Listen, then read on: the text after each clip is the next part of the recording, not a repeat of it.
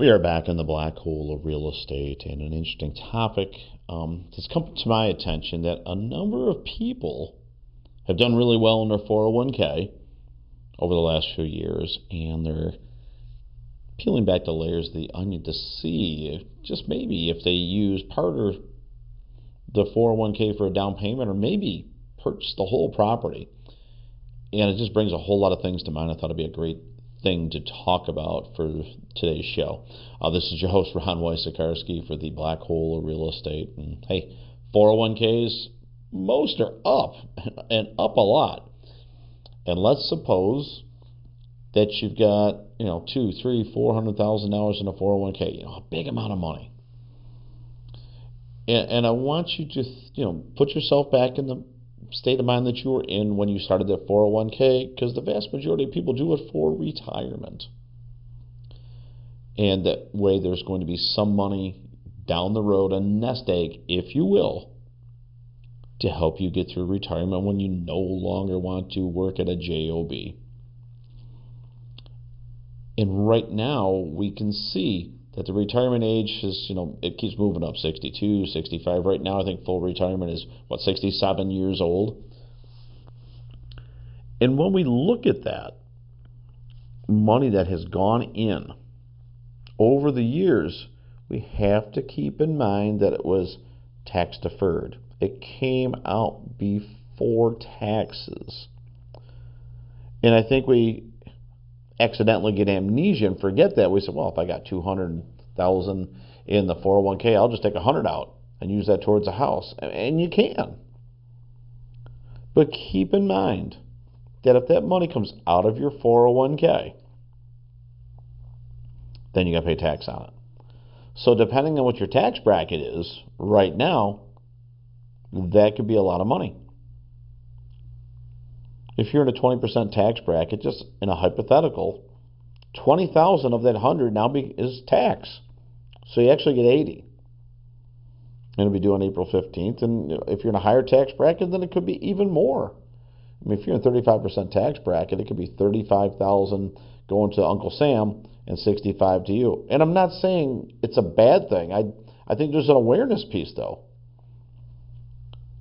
And where it gets really tricky, if somebody says, well, I'm going to buy that $300,000 property, and they're in a 35% tax bracket, they'll have to take out about $400,000 out of a 401k.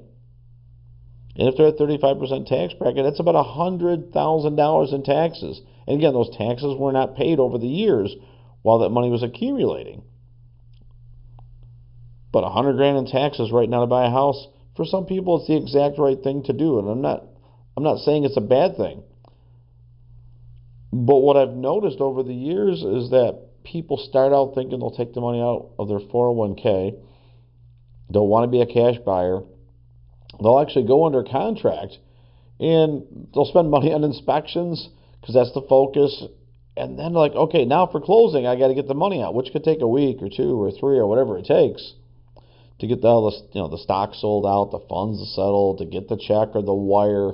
It's a bit of a process. And then to find out when they get with the 401k folks, oh, by the way, here's your tax bill. And the sticker shock then sets in. And I can tell you that there are people that have come back and says, I got to get out of this deal, whether we represent them or they're on the other side. Maybe we represent the seller or the buyer. Like, wow, they just saw how much tax they're going to have to pay. They don't want to do the deal anymore. They don't have enough money. And with that in mind, if anything right now, if you weren't aware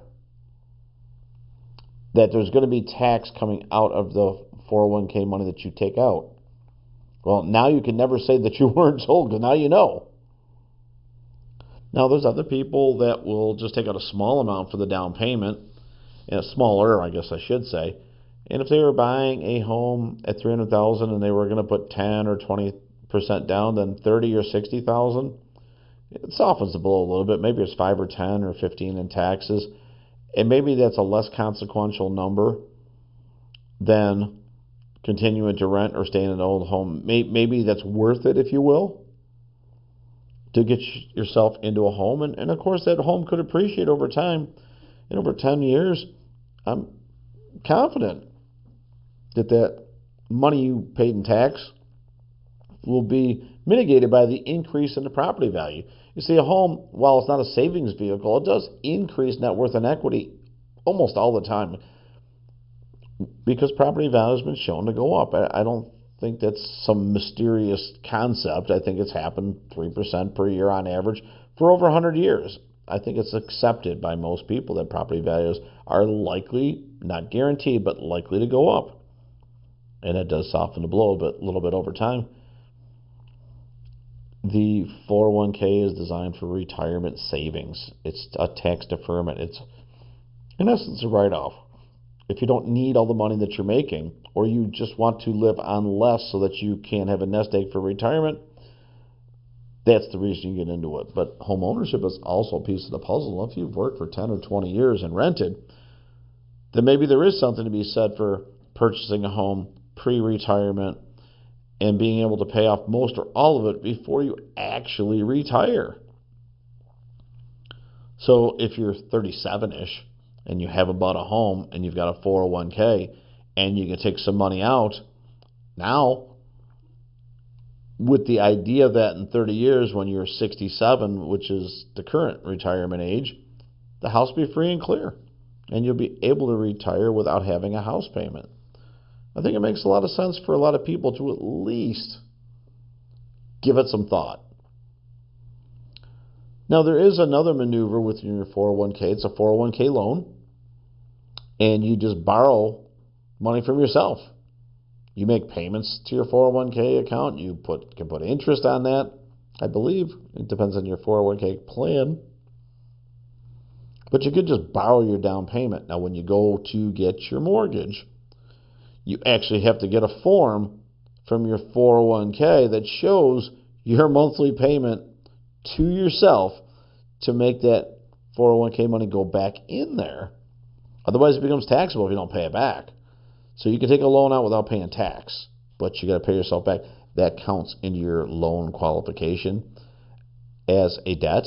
It's an installment loan where you make payments for a certain number of years until you put all the money back in that 401k.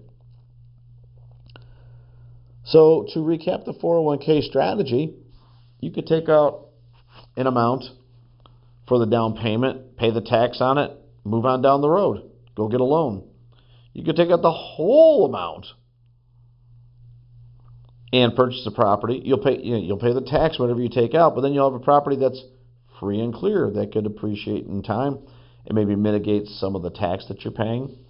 Absolutely can happen. And then there's just going to get a loan against your 401k to use that money, either for the full purchase or a part of the purchase. You're likely to have a conversation with your 401k plan administrator and find out if there's do's and don'ts or options or benefits with your particular program. It might just be that it gets you into a conversation with your lender where maybe you're just going to finance and use a lower down payment and either take less or maybe even nothing out of your 401k. If you're a veteran, maybe you take a second look at the no money down option for purchasing a property. Or if you're buying in a rural area, there are these things called a USDA loan. And in certain areas, a down payment is not required. Those are the two types of financing with no money down. I would look at every option right now. If you were looking to borrow in a 401k, I'd absolutely dig really deep and find out if it's a good plan, find out what the interest rate is, what it costs you for taxes, and if you still want to move forward, it could be a great way to get in the real estate market. But if it gives you the heebie-jeebies and you're not really comfortable with it, then you can explore some other options, or you can just do nothing. You don't have to borrow any money against your 401k. You can just save up for it traditionally, or stay in the home that you currently own, or continue renting where you are. All these things are options. But I thought we might do something a little bit thought-provoking today. So, the what if? What if I was going to use my 401k to make a home purchase? I hope this gives you a little bit of an idea of how to plan your strategy. This is your host, Ron Wojciechowski for the Black Hole of Real Estate.